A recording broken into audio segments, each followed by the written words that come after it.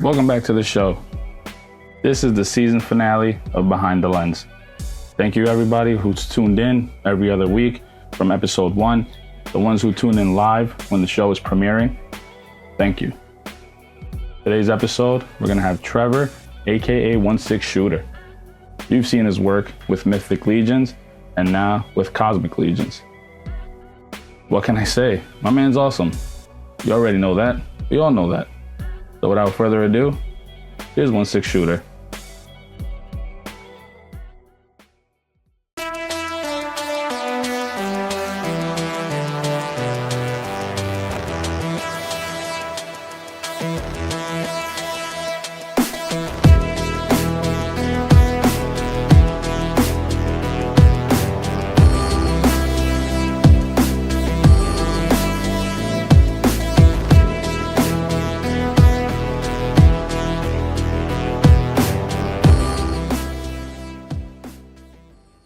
When you started, what made you want to start, doing maybe just photography in general? I hated photography, to be honest. In school, I went to school for graphic design, and photography was, we had to take photography. And I'm going to date myself, but this was back when there were dark rooms and stuff. It was too much of a process. There was digital photography, but it was real low res. It wasn't good, 2 megapixel cameras and stuff like that. So it wasn't serious for use in professional arenas. So I had to use a film camera, and I just hated the whole idea. You know what I mean? I could draw something and I could instantly see it and whether it was going right or wrong. Photography, I took a bunch of pictures and I get to the dark room and I develop it. I'm like, well, these are all shit. You know what I mean? I hate them. So, I didn't love photography, and I got out of school, got a job in graphic design, and basically doing that. But then you get to a point where you got to take some product shots for an ad or whatever. You know what I mean? Even if they're just temporary shots, if the client can't afford professional photography, or if you're just doing a mock-up or whatever. So, had to do it, had to use it, and then it was different with digital photography because you could actually see what you got right then and there. Put it on the computer and go back to the room and take another one if you needed to. So whole different world. So then I started to like photography. I got a little bit more into it, product photography. And then, I've always been collecting, but I got my first Hot Toys, and I was posing them on my desk, as you do, you know what I mean? You just get the desk fig or whatever. And I just took a shot with my phone, exactly what, and I'm like, oh, this could be cool. I know Photoshop. I could put these guys, Han and Chewie, in front of the Millennium Falcon. That'd be pretty cool. I should do that. You know what I mean? And I'm on these forums talking about the figures and stuff like that. And people are taking pictures on their shelf, but nobody was that I saw anyway, that was taking pictures and putting them in an environment. So I started doing that. And then I found out that, I went on IG and I found out, well, this is a thing. People are doing this, like Johnny, Captain Chaos, and all these other OGs and stuff. And I was like, damn, this is a whole thing, and this is pretty cool. Want to get into this. So that's really what got me down the rabbit hole to getting more and more into it, I think. Nice. And so you started off with your phone. What was the first camera you purchased? I had an older camera, again, not a great camera, like a pocket camera, you know what I mean? Something you take around to vacations or whatever. Oh, okay. So I got into Nikon just because a friend had a Nikon that I borrowed and recommended it. And so that was the first one I bought was, I can't remember the model number, but it was a kit lens, which I quickly outgrew because the kit lenses, I'd say get one, but if you get the kit lens, they're generally variable length lenses, and they're not a high end variable length. I have a variable length lens, meaning you can go from 70 millimeter to 24 millimeter. You know what I mean? On the same lens. You know what I'm talking. I think you know what I'm talking about. See, this is the thing. This is the show. A little bit. So it's not really. Okay. So you could get what's called a prime lens, which would be you get a 35 millimeter lens, and that has a certain focal length, and that's it. So you want to get a tighter shot, you got to move in. You want to, a wider shot. Okay, I know what you're talking about now. With a variable length lens, you can adjust it, from where you are and kind of, move in and out, and you can go from 32 millimeters to 70 millimeters, let's say. Generally, the sacrifice with those lenses is sharpness. They're not as sharp as a prime lens. Okay, so a 35 millimeter lens is going to get you a really nice sharp shot if it's a good lens. So these kit lenses are generally fairly cheap that you get. Like if you go to Amazon and you want to buy your first camera, you see a lot of them that come with, a variable length lens, and a bunch of other stuff, a bag and all this crap. Yeah. I would say don't do that. I would say buy the body of the camera and go research. I would anywhere from a 32 to a 50 millimeter lens, prime lens, and spend maybe even more than you did on the camera for the lens. Sometimes you don't have to, but sometimes you can. Just get a good lens. Get something that has some good reviews, is sharp. But you can get, I've got a variable length lens that is like indistinguishable from a prime lens. It's incredible, but very expensive. I don't know where I was going with this. How did I start this conversation? What was your question? I was just saying, like, we were at the, what your first camera was, and we started talking about lenses. Oh, right. So, right. So I had a variable length lens, a kit lens. I quickly outgrew that, got a 40 millimeter macro lens, which macro is also kind of a good thing for toy photography. You want to get into a tight shot, especially with hot toys where there's actual detail that you want to see. Yeah. Not necessary, but you can, it's, if you want to get the macro extra, it doesn't really make it a different lens. You can use it at any length. So what kind of camera are you using these days? Now I have a Nikon Z7, which is the mirrorless camera. So there's no, motorized shutter. It's all electronic, and you can see what you're shooting. If you adjust your focal length or your ISO, you can see it on the screen. Like you're going to see basically what you're going to get if you adjust the viewfinder or the viewfinder and the screen. You'll see basically what your shot's going to be. So it's not a matter of like kind of guessing. Like with DSLR, you really got to know the settings and like take a look at it after you shot it and say, oh, it's too dark. Okay, let me bring the ISO up or something like that. It's right there. As you look through it, you can adjust things and see how it's affecting the picture, which is a nice feature. And they're fast. If you need fast focus for our purposes, I see a lot of reviews. It's got fast focus and it can, catch if you're doing sports photography or something like that. So if you want to use it for other things, that might be important to you. For us, for the most part, we're doing tabletop things that don't move unless they're falling over, which is not good. So you really don't need all that stuff. So you really don't need to go that far to get like all those specs on a camera. You can get a pretty basic camera body, starter beginner camera body, even used, and do that. But that's what I'm using now. Probably even more camera than I need, but it's, I like to have it just in case. Yeah, I ended up buying my camera I bought the kit at PC Richards, and I ended up buying a different lens. I want to say like a 55 millimeter. I'm not sure. I can't remember.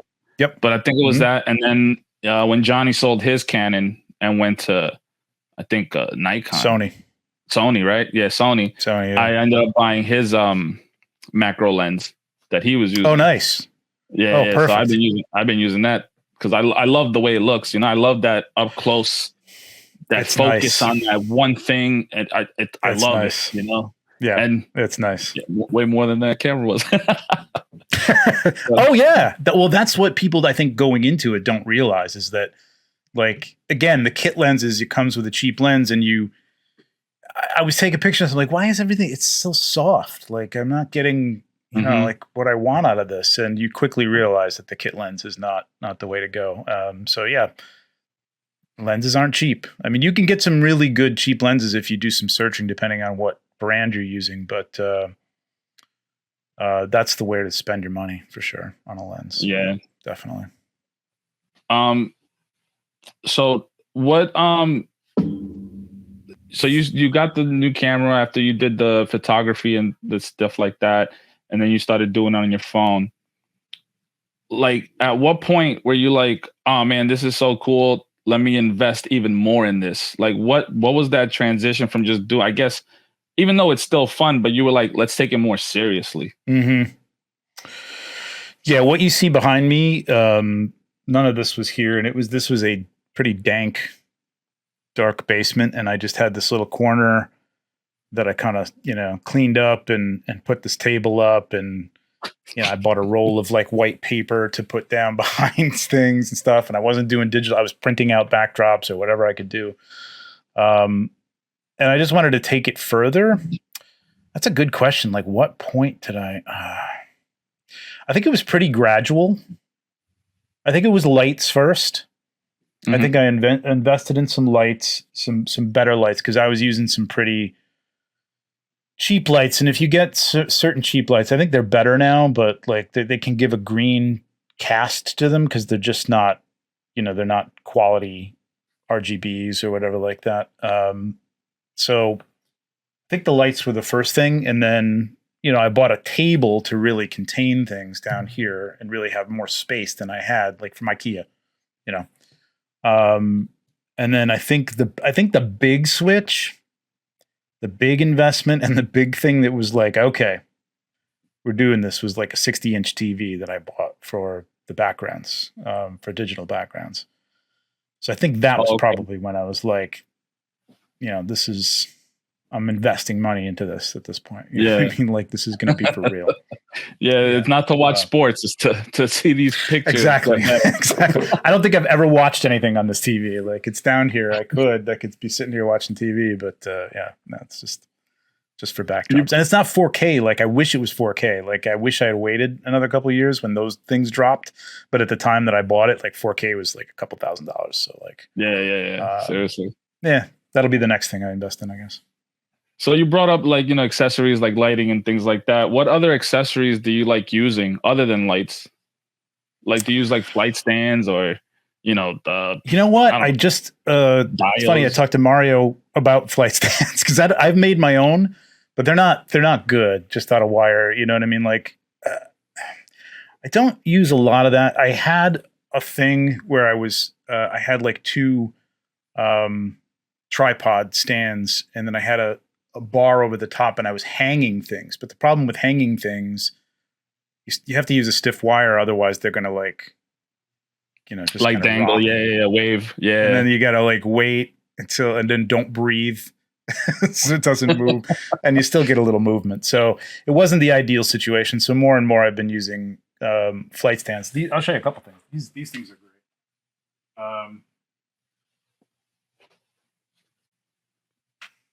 So my number one thing, and like if you watch any of my videos, it's just bounce cards, just foam. But these little clips, you can get stuff like this from Home Depot. You can clip them on here and then just, have them stand wherever you need. There's also really cheap bifold ones. Maybe I'll grab one in a minute. I'll show you. Hang on. I gotta take this whole setup down anyway. So, these just fold in half, so you can get a black side, a gold side, and then inside is a white card. So you can fold it any way you want to bounce light. Bouncing light, I tell you, that is key. It's a key that a lot of people just don't think about when they start out. They feel like I've got to put a light here, and then I've got to put a light in front, and backlighting is your friend. Backlight it and bounce that light up in front of the figure, and you get a nice soft, light. It's the way to control light. Little pieces, even putting a piece of card, like let's say you're doing a snow scene or something, putting a piece of card underneath the figure, or even it doesn't have to be a snow scene, just to light up. You see how different that is when you take that off and put that on your chin. Yeah. You know what I mean? It just adds that little bit of light underneath there and defines, the chest, the arms, whatever, the weapon that they're holding. So, these things are great. These are 3-2-1 blocks. So these are machine blocks. You can get them on Amazon. They're for, machinery, I guess, for manufacturing machinery. You can stick stands in these things. They're metal, so I found these clips to hold, just little alligator clips on a flexi stand, and they're magnetic, so they stick right on there, and then you can use those for holding leaves or, holding wire or holding a figure or something like that. So these are great things. Nice. Those things are cool, and they're super cheap. And even if you just use them to weight down a flight stand or weight down a piece of scenery or something like that, like a Dio piece or something, they're excellent. Those things are great. Yeah, I mean, I use those a lot. Nice. Do you mainly do just the 1/6 scale stuff, or do you do like 1/12? Other than obviously the Mythic Legion stuff. It's funny. That's what I get. I don't know if you're trying to be family friendly, teased over. I'll say because the name, like, it started out to be all 1/6 stuff, and you quickly find out when you're doing 1/6 that doing like wide shots, battle shots, if you don't want to have things cropped in and tight, becomes a big project because you got to fill out a huge space with diorama pieces or something. You know what I mean? Mm-hmm. And just having a digital backdrop with your figures in front of it, it doesn't give it that depth.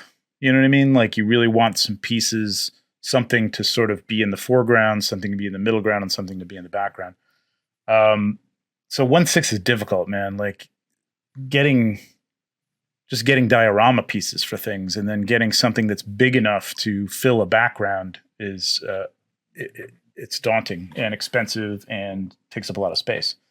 So I quickly started collecting like Black Series and Marvel Legends, and then of course Mythic Legions came along, and that was it, man. So I got a lot of 1/12, and it's kind of my preference, actually, even despite my name. But I do still shoot 1/6 stuff. Yeah.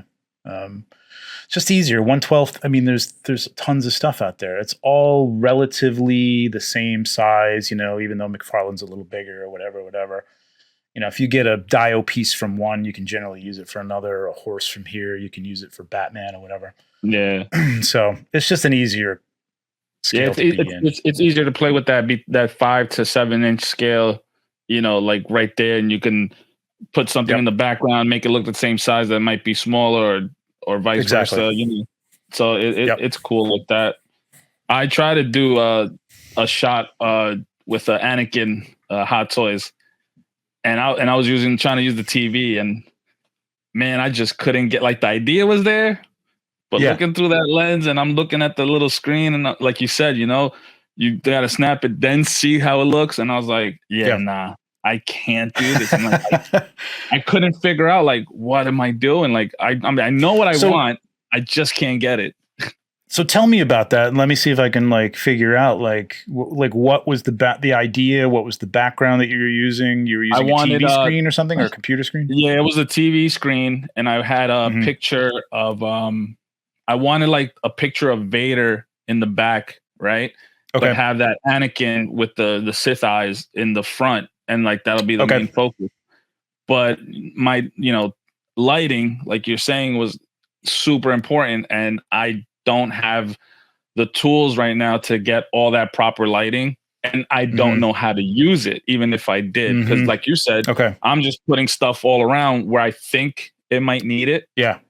And it just wasn't coming out. Like, my whole thing was like, he has the hood on, and like try to get some some redness coming up from the bottom, almost like to show the lighting on that, but not be too dark. But the TV, then the glares and all that, and I'm like, oh man. Okay, I knew you were going to say the glare, so let me talk about that really quickly. So the key to using the digital backdrops is you've got to, and I tell this people all the time, and sometimes it's difficult because you've got to compromise a little bit. Like, I find backgrounds, and I try to keep. It's stock photography because of what I do, graphic design. I have a stock photography the subscription, so they're free to. I mean, you can use them if you're not using them like commercially for big whatever projects. So, but I try to keep them to the point where they're A, mainly out of focus, and B, or at least, because they're in the background. B, I try to reduce them to about 20% of the photo by putting props or trees or rocks or something in front of it to break it up. And that also helps bring, if you've got a mountain range in your background on the screen, you got some rocks in front, foam or otherwise, and you got a couple of trees in front of that helps to break it up. But what you've got to do is you've got to look at that stock photography and say, like, if it's a mountain range with a sunset, where's that light coming from? The light's coming from the sun, which is over on this side of the picture, over here. And I've got to have a light that's going to be kind of my key light, because the sun is going to be your key light, your brightest light in the picture. So you've got to have something approximately, it could be off screen. You don't have to put it right where the sun is on the picture, obviously, unless you can hide it behind something. But you've got to have a bright light coming from at least that direction. You know what I mean? Because it's got to match the background. I see a lot of people try to do a background and they light the figures from the front, like they think they should. And then the backdrop is like a sky. And it's like, no, it looks like they're on a stage. You know what I mean? Like with a backdrop behind them on Broadway or something, man. It doesn't look like they're outside. You know what I mean? You gotta match that lighting. It's a process to kind of figure that out. Color wise, you've got to match the lighting. If it's a nighttime sky, you kind of want a big, even if it's just like you said, one of those spotlights with a hue bulb or something like that, or an RGB bulb, blue, just a blue light that kind of gives you that full nighttime feel. And then I'll take like a LumaCube and with a white light and then break that blue light to be like moonlight. You know what I mean? So it's blue sky, but then you have the other brighter white light to sort of hit your figures and act as moonlight. Two things about the screen though. So this is kind of a solution for the screen. If you were to use this black side of this, it's called flagging. So if you've got a light, let's say, here, and your screen, let's say it's here, and you want to, how am I going to do this? Your figure's here, your light is aiming at it behind it, and the screen is back here. You're going to get a reflection of that light, onto the screen. So you can flag that by putting something just like that behind it. You've got to keep this all off stage, but this will block the light from hitting the screen. There's this stuff, I don't have it in front of me, but it's called Cinefoil. Highly recommended. Flat black, basically tinfoil. If you could spray paint some tinfoil if you want to too, but this stuff is pretty cheap and it will last you. A roll will probably last you a lifetime because you can reuse it. And you can wrap it around a light and use it as a flag. So you can leave a little extra, like a flap, and then like just use that to block the light from hitting the screen. So you can do that with any light. It's great stuff because that's always the problem. I've got an overhead softbox. And if I'm aiming up at the screen, because you want to be low generally for shots, you see that light. That light is reflecting all over the top of your sky in the background. So I put a piece of Cinefoil on the light to screen that from hitting the TV screen, to block it from hitting the TV screen. So that's blocking and flagging. It's like that's another thing along with reflection that's very important. So you're going to have to use all this stuff if you want to use digital backgrounds for sure. Yeah. That was my first time. Cause like you said, with the 1/6 scale stuff, it's harder to get like something for props to match that size. And all I do is, try to mess with 112. So I was like, oh, but I forgot what it was, something maybe Star Wars related, but I was like, oh, let me try to do this. I got the idea and I was like, let me run downstairs because I'm going to lose it. And let me just set it up at least. And man, it just went downhill from there. The more I tried, it just kept getting worse. And I was like, all right, maybe I should reverse where I started and then try it all over again. But, I was sometimes that is the way.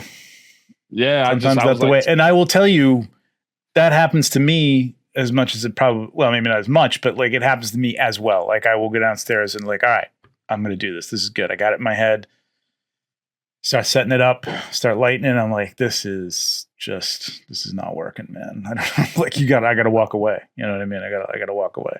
Luckily I can leave everything on the table if I want. Like I know a lot of people, Jason Michael, like sets up on, in the kitchen, everybody doesn't have a dedicated space for this stuff. You know what I mean? So it's good that you can just leave things up if you have a space, but you can't always do that. So yes, what you're saying is break it all down or some of it down, and then keep your pose or whatever, and then just like rethink it and go at it from a different angle for sure. Yeah. Yeah.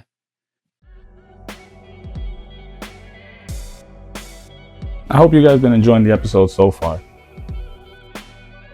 What else can I say? Take a look at some of these pictures that Trevor's done over the time. Check these out.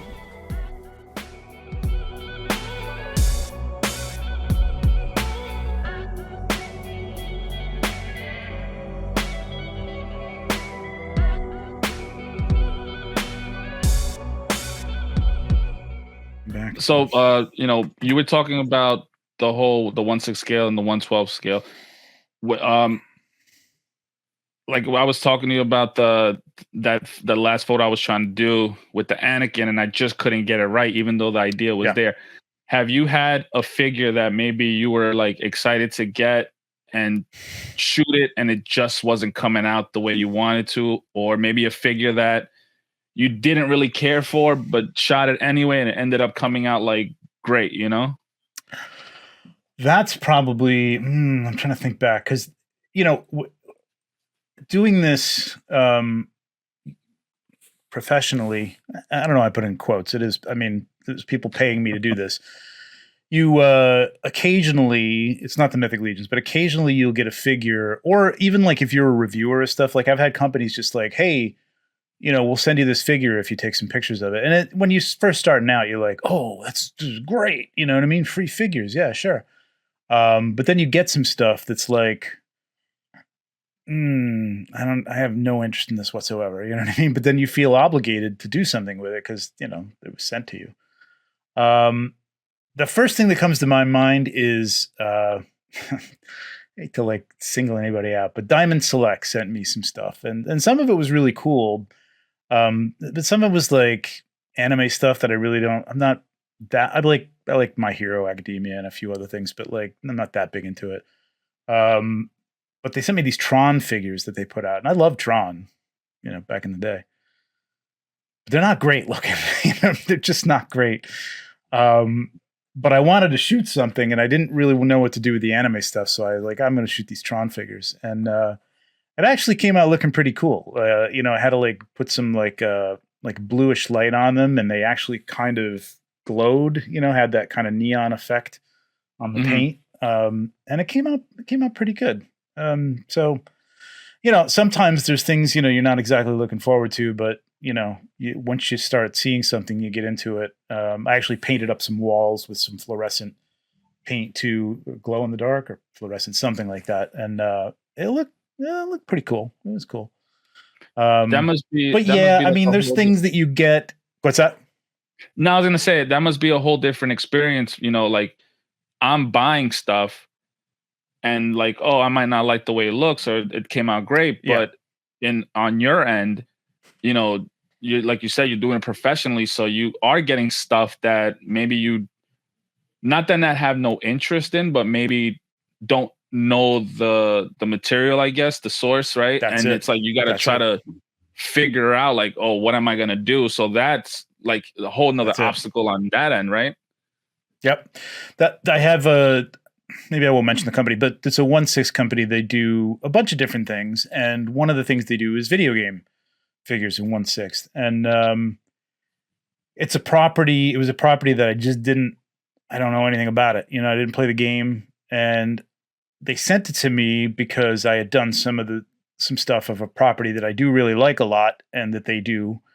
I don't know why I'm being so secretive about this, but I just I'm like, it was a nice figure.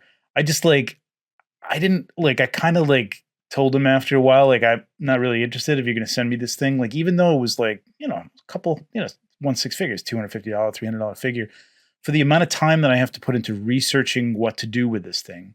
You know what I mean? Like, what kind of environment is it in? What kind of attitude does this figure have? What would it be doing? And then shooting it and not really being into it because I don't know the property. and like it's too much work, man. You know what I mean? It was more work than was worth it to get the figure, and which is what I tell a lot of people. Like, don't be so quick to want free stuff because people expect something for free stuff, and you may not want to do it. You know what I mean? Now you're paying me to do it. That's a different story. I'll do research. I'll put my best foot forward on something. Like if you're actually paying me to do it, but trade for a figure, even a 1/6 figure, sometimes it takes too much time. You know what I mean? Like it doesn't make it worth it. Especially like, I'm not gonna call anybody out, but there are companies that will send out free stuff to people all the time, and kind of want them to do something with them. That's what they expect. Yeah. And that could be cool if you really just want the free stuff, but and it's fun. You know what I mean? Like you get something from, let's say, Hasbro or something. It's great to get that big box and like, oh my God, all this stuff is free. And you may just want to take the pictures. So that's cool. That's great. But Yeah, sometimes you gotta weigh the time you're putting into it, especially like I've got stuff that I actually have to do that I'm getting paid for. Like I can't take a lot of time to do something for a free $30 figure. You know what I mean? Like it's just not that important to me. Yeah, because companies will send you something, in hopes of like basically free promo from these top level guys, right? That's it. Yeah. Yeah. So Johnny knows this. I mean, he gets it. I'm sure you've talked to him about this. Like they want your exposure. So it's on top of not only not paying you to do the photo, which is time, sometimes hours and hours. They're also not paying you for the exposure that they get on your page that you've taken the time to build up with your talent. So it's kind of I think you get to a certain level, and you're like, you know what? Nah, keep your free toys, man. I'm good. You know what I mean? If I want to shoot them, I'll buy them. Depending on what it is, you want to send me something that I really love and I was going to buy anyway. Great. Yeah, fine. I'll do it. Yeah, exactly. Right. You're better off that way. And then sometimes you don't have to, I guess, be pressured to do something at a timeline or, here's this, but you got to do this in like the next couple of weeks. And it's like, all right, well, I got other things to do, Exactly. Exactly. Yeah. I guess doing it in a professional level is even more difficult to deal with when it comes to figures, especially if they're sending it to you because of that, all the aspect of like, again, like the timeline, and you have to do it this way. And it might not be you might have an idea and they just be like, well, nah, we don't like that. And it's like, yeah, this is another thing that I tell people, like, I don't see as much of it now, or maybe I'm just not at that area, or I haven't just heard. I don't know. I heard a lot of people before saying like, I want to do this like professionally. I want to make this my profession. And I thought the same thing. Like, this is a great hobby. Like I get to shoot toys, man, and like play with them and make up different scenarios and stuff. But when you're doing it for a client, you're given, guidelines for the most part, you know what I mean? To like, you have to do this, you have to give me that, you have to do this, you have to show this part on it, you have to, put it in this environment. So there's rules. Now all of a sudden it's not you just, hey, this will look cool. Like, no, the client's got to think it looks cool too.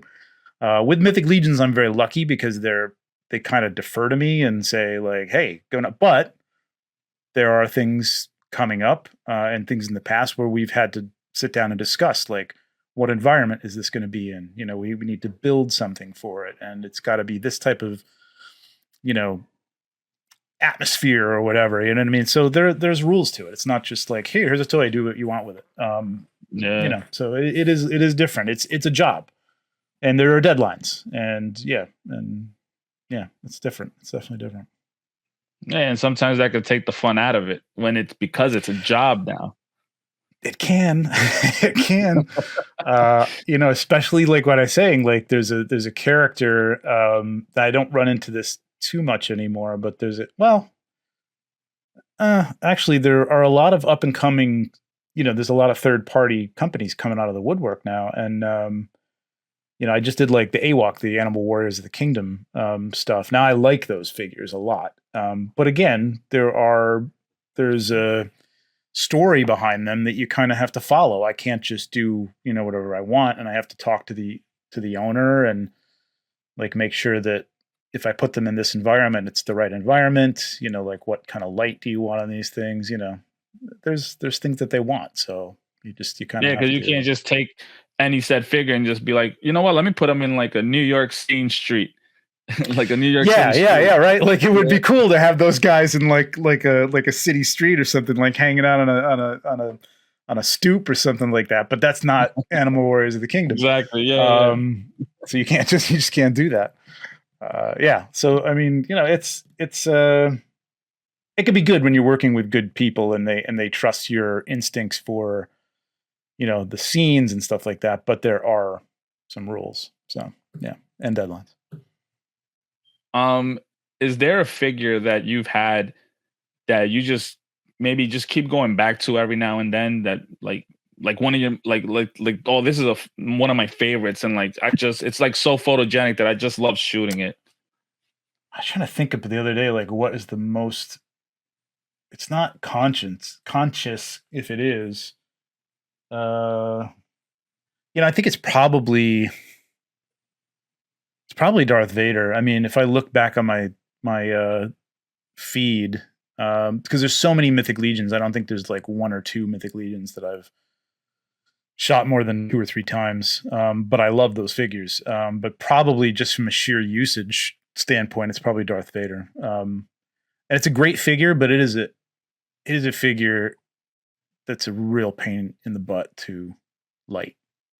It's like they're shiny parts bouncing all over. You get, any place you place a light, it's like, oh, you see it reflected in the helmet, you see it reflected in the eyes, you can see you reflected in the eyes sometimes. It's a pain, man. It's a lot of work, but it's I think it's just an iconic character. So probably that, or maybe Spider-Man. I don't know. I shot Spider-Man a lot, I think. Maybe not. I don't know. I can't think. Maybe Wolverine. I don't know. But there's nothing conscious that I like, oh my God, I can't wait to get back and shoot, whoever. Yeah. I kind of get bored with things quick. So yeah, I feel you on that. I get that a lot. Like, you know what? I'm done with this. Like, yeah. From a collecting standpoint and from a photography standpoint, it's just like, yeah. I'll get things with the intent. That's the other thing. Like, you got to watch out when you get into photography, pulling it back, you'll start to see a lot of stuff. I mean, if you think you had FOMO before just for having the figure, you'll see stuff that you go like, oh, that would look great in a picture, right? Oh my God, I got a great idea for that. And you'll buy it. And it will literally go to the pile that's like right off camera over here of stuff that I haven't even opened. And I'll never probably get to shoot it. Who knows? Maybe it'll inspire me someday, but there's a ton of stuff around me right now that I bought fully with the intent of shooting it, and I never have. So control that. It's nice that photography is actually like pulling me back, in that I'm thinking like, listen, I've come to the reality, the realization that I'm not going to shoot everything that I have. And so some of the stuff I don't even enjoy all that much because I'm never going to take it off the shelf and do anything with it. So why do I have it? You know what I mean? So it's actually been good for me collecting wise. Now you said that when you do like stuff, like let's say for Mythic Legions or anybody else, that sometimes you might need dials. Do you own a lot of dials and stuff like that? Or is it just like work related stuff? I do now. Yeah. Yeah, you kind of have to have, and I'm at the point where I've kind of, the other problem there is you start to saturate things. Like here's a good tip for starting out. Okay. And I'll work this into your question. People tend to get a dio piece, and it's cool. You could have spent a lot of money on this. And the first thing you want to do from a photography perspective is show everybody this dio. So you put 2 little figures in the middle, and then you back way up and you shoot the whole thing. And it's like, well, I don't know what's going on. I can't even see what's happening with the figures, or, there's too much light on the background and you're not focusing on the figures. My eye is bouncing all around because you get enamored with the Dio in the background, you know what I mean, and everything you put into it. And it's there to support the subject of the photo, which is generally your figures. And so like I can get a lot out of a Dio piece, like one set of Dio pieces, because I'm trying to, use different angles, move it around a little bit if it's able to do that. But there are some pieces that at this point I've exhausted them for product photography, like especially for, like cosmic legions and stuff like that. I've got to get some new stuff because after a while it's going to look like it's that same place. You know what I mean? Like, and these characters have to be in different places. You know what I mean? They can't all be in the same environment. So, because these guys are trying to sell story and stuff like that. But so yeah, it grows and grows, and I've got shelves filled with. Luckily, most of them break down, with magnets and stuff. But just I've collected, as I'm sure you have through just collecting, tables and chairs and treasure chests and trees and rocks and thrones and stuff like that. Just like tons of stuff, So it's crazy. Yeah, it's crazy trying to remember what you have, even. Yeah, definitely. Like I bought Dios sometimes just like you said, I'm like, oh, I can't wait to show this off, and then oh, this looks crappy as hell. Like, yeah. But then the more I focus on the images, it's not about like, yeah, I want to show it off and everything like that, and it's beautiful, and I spent a ton of money on it. Mm-hmm. But the actual photo is only going to show probably like this much of something like that big. Yep. And that's where you get a lot out of it, because then you can go and you can, like the one you have in the background there looks fantastic. The brick building with the vent. Yeah, over that looks really nice. Like you can, and if you shot up and you just had Spider-Man on the vent, you know what I mean, and you had a scene like the sky or whatever in the backdrop, you're just going to see a little piece of that building. You spent $150 on it or whatever. But that's all you're going to see. But in the next shot, you're going to use it again from a different angle, and it's not even going to look like the same thing, as opposed to like backing up and like, hey, look at this Dio. Isn't that great? Like, yeah, all right, that's cool. Put it in your story on Instagram. You know what I mean? Yeah, show everybody. This one piece belongs to this whole building I have over here. Oh, damn, nice. But all I did was take the one wall and put it up there for the like death, and like you said, like I'm just gonna show off that one little piece. Everything else is just background noise. Yep. Yeah, and that's putting them together in creative ways, like putting one building behind another building that's far away, or lifting it up on some pieces of cardboard or whatever so that it looks like it's in the background and it's a building in the city or whatever, like, something like that. Like that's the kind of stuff, you want to show the piece that you got to show, enough of it to get your shot across, you know what I mean? And to put the figure in an environment that people understand where it is, you know what I mean? Brick wall is a brick wall, that's fine. You can just do that. But if you want it to be like Batman fighting guys in an alley, you're probably going to want to show the corner of the alley, maybe some trash cans and, a cat or something, or a rat or something, like that, like get the idea across. But all you need to see is that. I don't need to see the whole side of the, the wall that you have, it's just a little corner. So, don't get too enamored with them. And then you can use them for a million photographs, you know what I mean? And people won't know that you're using the same dial over and over again. If you can go back and talk to yourself, like your beginner self, what advice would you give yourself? Don't buy so many toys. That would be a big one. I don't know. I think the thing is, the process is part of it. You know what I mean? So as much as you can get shortcuts, and like I can tell people stuff, kind of like what we were talking about earlier. I don't know if it's going to be on here, but like we were talking about the idea that somebody can tell you their secrets, but you, at least currently right now, without experiencing them, playing with them, trying them, you can't reproduce them. You're not going to like, oh, you told me that you light from behind and you bounce light to the front. Now I'm going to be producing stuff that's just like yours. And like, no, it's like, that's not going to happen. You know, it takes time to learn things and to figure things out. So I don't think I would say, hey, do this specifically. I might have said maybe, at least from, I don't know, from like a Instagram perspective, photography wise, I wouldn't say anything, but Instagram perspective, I would say maybe, I don't know, maybe engage more with, you know, and go out there. Listen, if there are brands that you'd love to do stuff for, like going back to, hey, don't give me, I don't want free stuff. But some people do want to, like, hey, I want Acid Rain to notice me. You know, reach out to them. You know, do that kind of stuff from a business perspective. But photography wise, I don't know. I don't know what I'd say. Buy a 4K TV because you're just going to want one in 2 years anyway. So just buy it now. And don't buy it right away. Wait a little bit. Yeah, wait till it's not $2,000 because then you'll kick yourself. Yeah, I mean, I did invest, so I think it's a process. I think everybody's got to go through. I would say be patient because you're going to get better. You know what I mean? Like it's. I would also say to anybody, so to myself, I guess. Although I did this, like watch YouTube videos and stuff of other photography. Don't just watch toy photography stuff. Look at product photography if you're serious about it.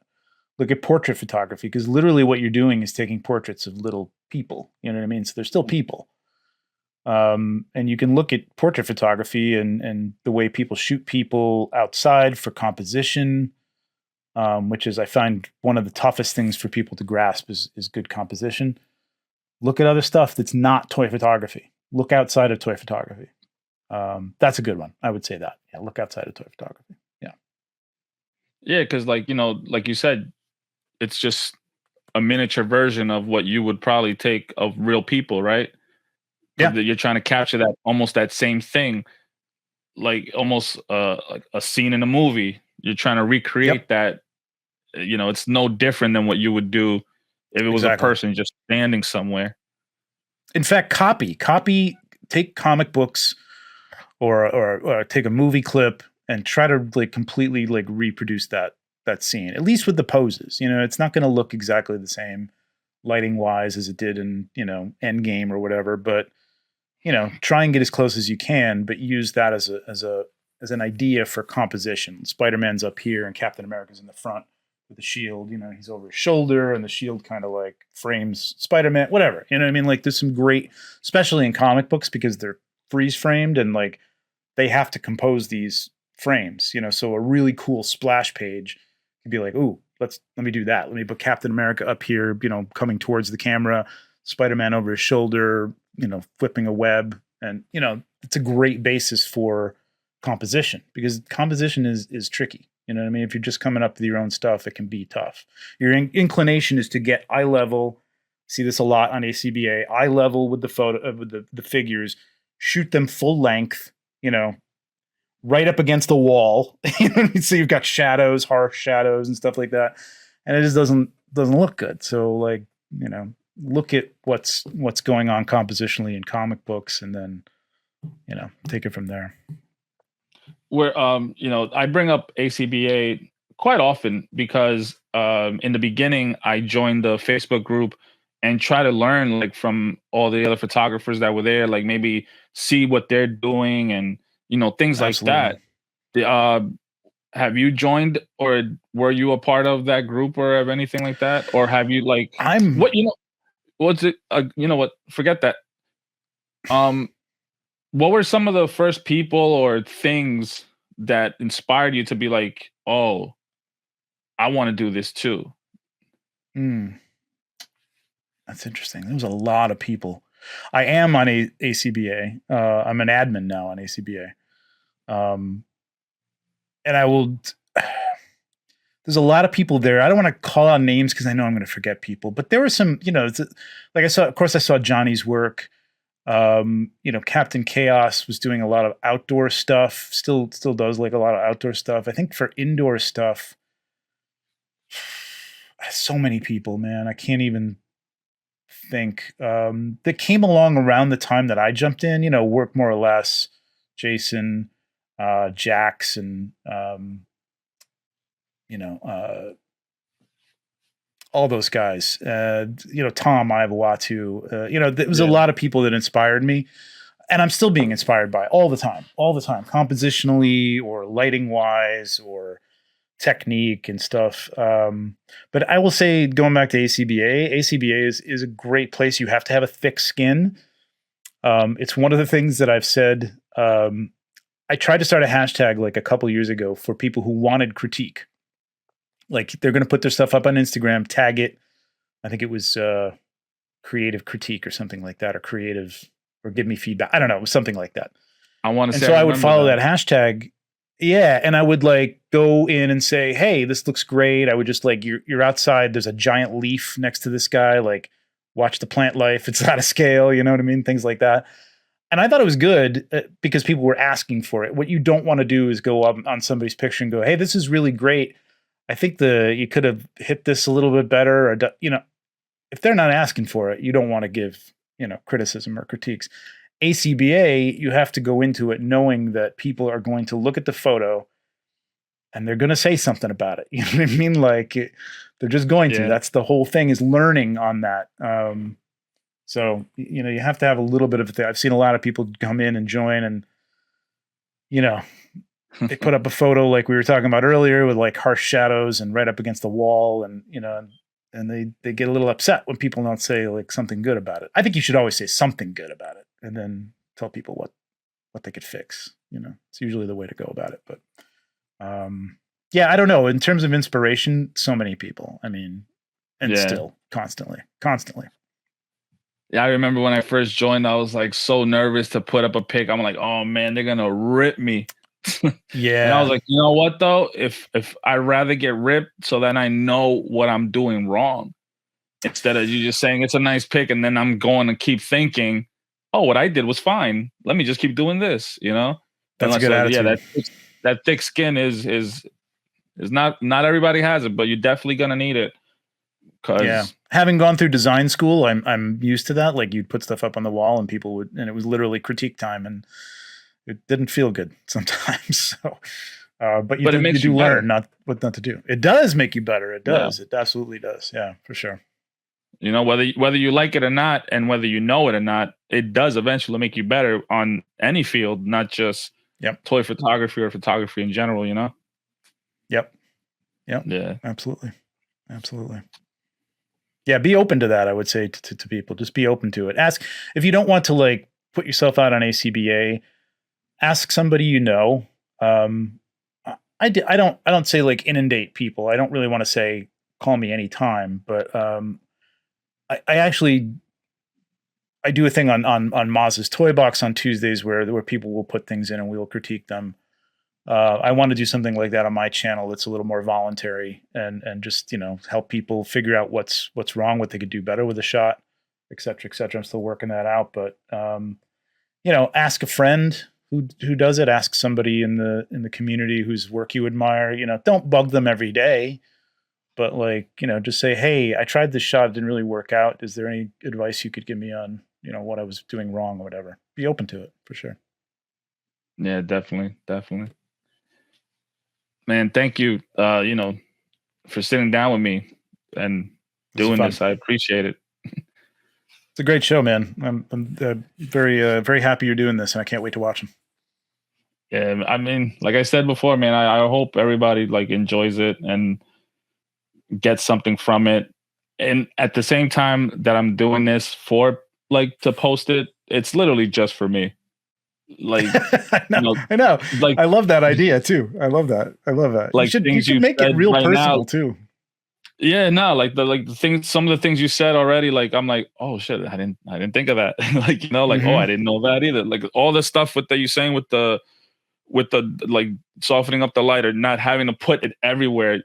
I'm over here I have to buy 100 lights and put them everywhere, and it's most of my stuff is done with 3 lights. I mean, maximum, sometimes 2.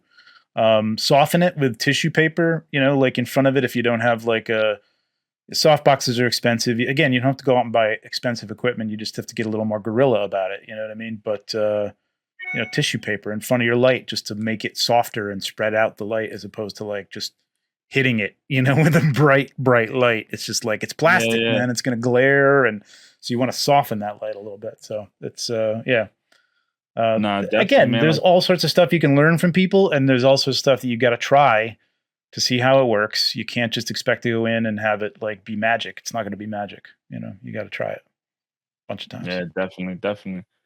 Yeah, that's like, and the more I talk to people and like, I'm over here thinking, oh, I'm going to do this and I'll talk to these guys and it'll probably be all the same. And it's like everybody's different. And it feels like I'm not even talking about like we're taking pictures of toys. It's just, it's just like almost in general, and it's like, oh, okay. So you're coming at it this way, but this guy did it a whole different way.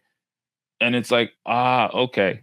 Yep. Like, I'm like, one of the ideas that I had with Cheney was, as the process of these episodes go, to use like the tips and tricks or whatever that you guys are spitting and apply that. And at the end, use all that info and put it into a shot and, see how that comes out.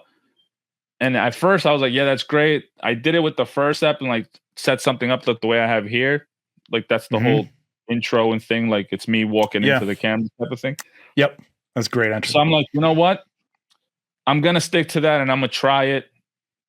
And then I was like, I'm going to switch it up. Cause then the idea in my head was I saw somebody's post and Work More or Less for the past few weeks has been doing a lot of behind the scenes stuff that I've noticed. I don't know if you've done it before that, but yeah. Been posting a lot of the stuff. And I'm like, oh man, this is pretty awesome. And then I saw someone else, like a couple other pages show the same thing. And I'm like, yo, see, this is what I would have loved to see years ago when I wanted, because it's like, oh, it shows you, but it's like, damn, even that is like, okay, like this is a setup, like this one he did with the Micro Machine Star Wars stuff yesterday.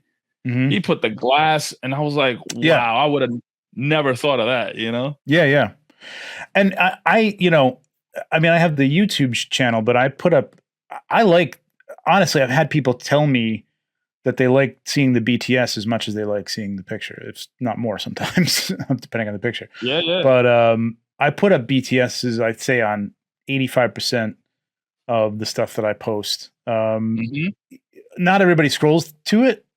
And I've done some reels and stuff like that, but people love that stuff, man, because and a lot of people will say, hey, thanks for putting up the BTS and not just being like secretive about it. Again, like, yeah, no, seriously, man. Like I would like to see more people get into the hobby and do it well, because I know it can be frustrating. And I know going back, it wasn't really a thing back in the day. I mean, I said back in the day, like 2015, 2016, but like that's getting back in the day now, man. Yeah. Almost 10 years. But Christ. But people weren't really doing that as much. I mean, sometimes they would show, like, if you're doing like explosions or something like that, they show a little video of like, oh, the firework went off behind the stormtrooper or whatever, but that was about it. Yeah. So like, I encourage people to share that stuff. And I would encourage new people to share that stuff. Actually, like, take a picture of your setup. Like, if you want help, don't just take a picture and say, hey, what's wrong with this? Cause I'm like, I don't know exactly what you've done here. You know what I mean? I can't tell you where you're going wrong if I can't see like how you've set this thing up. So definitely take behind the scenes pictures. And if you want to share them with somebody whose work you want to like sort of emulate or get advice from, that helps them out for sure. Yeah, definitely. Like when I first started seeing pictures, the most I would see was like a setup, and then it's like, oh, okay, but what's that? Like what they have there? Yeah. What do they have there? Things like that. But now it's like you guys are doing it a lot more, and it's like, oh man, like this is all, like, me for once. Another reason of this is because I love behind the scenes stuff. I want to know how things work, whether it's a radio station or a TV show or just you doing a show on YouTube. Like, how do you get this? Like, what camera are you using? Like right now, the whole time you're talking, I'm only looking at that microphone in front of you. Like, like, what Yeah, this is just a blue. What are these things called? Oh, the Yetis. Yetis. Yeah. The camera's is EV1. I invested in this. This is pretty nice because you can do whoop like that. Yeah, see, without doing the plasty whoop. You know what I mean? Like, yeah, I know. My whoop don't even work. Yeah. Yeah, I always wanted to know how the magic tricks were done, man. I love magic. I would love watching magicians, but I would like rack my brain at night, like trying to figure out how they did that. So Yeah, that's it's exactly fun, what man. this It's is like to me. showing the magic. It's like, here's how the trick is done. Like, and it's kind of, Yeah. you'd think it would ruin it, but it really doesn't, because it's like, oh, I want to try that now. You know what I mean? So, Yeah, cool. not only do you like, all right, you're showing me how to do it. Now I'm learning how to do it, and now maybe I could put a little twist to it, and maybe even improve it, or do something else, and it's now it's a whole new trick. So like that's like we're all not out there all doing completely different stuff. Yeah, we're all doing basically the same stuff, but we all have a way of doing it. We all have colors that we lean towards. We all have lighting schemes that we kind of innately go to after a while. And you could copy it and it's still going to look different because you're shooting in a different angle. Your composition is different, whatever, the characters you're using, the dial backdrop, it's all going to be different, man. It's all going to have a different feel to it, even though you're doing the same stuff. You're basically doing the same stuff. So, and there's a million ways to do it too. There's a million ways to set up a shot. So, everybody's going to develop their own thing, but I would encourage people to like do that. Just play with it. Set up a shot, try it from different angles. Don't think that you have to, find that one perfect thing. Move it around. Leave it on the table if you can for a few days and try it different ways. Light it different ways and see what happens. Like when you put the light over here, behind it, or in front of it, or on top of it. You know what I mean? And see what it does to the shot. So, yeah, takes practice. Yeah, I remember I was doing one shot sometime a year or two ago. And, my thing was like, all right, here's the camera. Everything has to be in front of it. And then I'm looking at the pictures. I'm like, yo, these are coming out so bad. Like, what is it? I literally grabbed the camera and just moved it like a sideways angle. And I was like, wow, what a difference. Yeah. I'm like, and I'm thinking it has to be like right in front of me the whole time, Nah. Not once that I think, all right, the shot that I'm setting up, it could be on an angle. It doesn't have to be like right in front of me. You don't have to be up centered, right? Everybody's straight. You're eye level with the characters. Shooting low, everybody tells you like when you're starting out, shoot low because it makes the figures look bigger and more lifelike. Mm-hmm. And that's it's not a rule, but it's a general. It's usually the way you'll do things. You know what I mean? Like 9 times out of 10, it's going to look better than shooting at eye level, depending on what you're shooting though. Like if you're shooting a portrait of a 1/6 figure, you may want to get like right eye level with them and have them looking at the camera or something. So, and sometimes you can shoot from up above and have a great shot of like a group fight, like a Darius setup, you know what I mean? The guys kicking and, ninjas all over him. And then that looks really cool from the top. But, generally, when you're starting out, I would say try to shoot, low up towards the figures. You're going to get a better result than eye level. It just looks better. So yeah, all that stuff, man. Like literally, like as I'm going, and I'm like, oh. Then I'm over here like cranking the my tripod like to raise the camera, lower it, like you said, like doing it, like looking up, and I was like, oh wow, this looks cool. Like, yeah, what did I do this? That's it. I do this. I tell you, I do the same thing. Like I will, in my head, I'm like, okay, I've got this composition at this point. Like I can kind of do this, and I'll set up the camera and I'll, slightly move it here or there, maybe tilt it or something. Sometimes I force myself to either use my phone or take the camera off the tripod and ramp it up so I can speed shoot and just go around and like just try different angles. And suddenly it's like, oh, that's, I would never have even thought about that, but that's working. Like if I just move the arm up a little bit, come at it from this angle, you got to do that kind of stuff, man. You got to play around with it a little bit. Everything isn't gold the minute you set it up and get everything balanced. And you know what I mean? Like sometimes, shit's got to come apart. Yeah, man. I'm quickly realizing, especially talking to guys like you and stuff, like yeah, the figure's the thing that you're trying to shoot, but that's like third or fourth on the list before everything else, you know? And Yeah. one of the things I'm Yeah. messing with, like I gotta get better a lot is posing. Because that is a big part.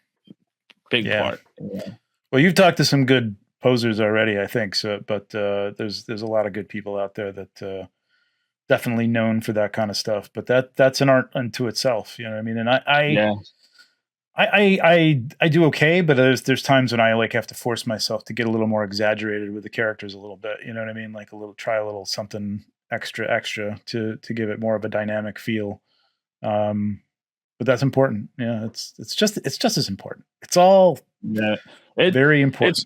It's all these things that bring that everything together to, here's the final product. It's like, wow. Yeah. Yeah, it's not really a hierarchy because people will ask, like, what do you think is the most important thing? It's all important. You know what I mean? Like, yeah, lighting is important. Knowing how to use your camera is important. Knowing how to pose a figure is important. Knowing how to compose a shot is important. Knowing how to use a digital backdrop is important. It's all important. It's like all goes into it. Like you can't say one thing. Like if you get the lighting right, it doesn't matter what you do with the figure. No, of course it does. The pose stinks. It doesn't matter how great your lighting is. So it all has to come together. Yeah. Well, guys, that's a wrap. That was the episode with Trevor. That's season 1. That's the end of the show. Hopefully, you guys like it enough to have a season 2. Let us know. Hit me up. Hit up the ToyMigos. Comment on the YouTube. Let me know if you want to see season 2. If you don't, let me know too. But again, I appreciate everybody that tuned in. Appreciate everybody that's watched. I appreciate all the guests that I've had. All these guys were awesome, man. I'm glad I can call them friends because to me, that's what they are. They're super cool. Everybody's awesome. Can't wait to sit down with other people for season 2 if you guys allow it. And thank you. Thank you to the ToyMigos for letting me put it on their YouTube channel. And a huge, huge thank you to my man, Norin Radicals on Instagram. Thank you so much, man. You helped me out so much editing the shows, every show. I know I'll be super late trying to do these things, but thank you for your patience. I appreciate you, sir. One love. Thank you, everybody. Hopefully I'll see you season 2. Peace.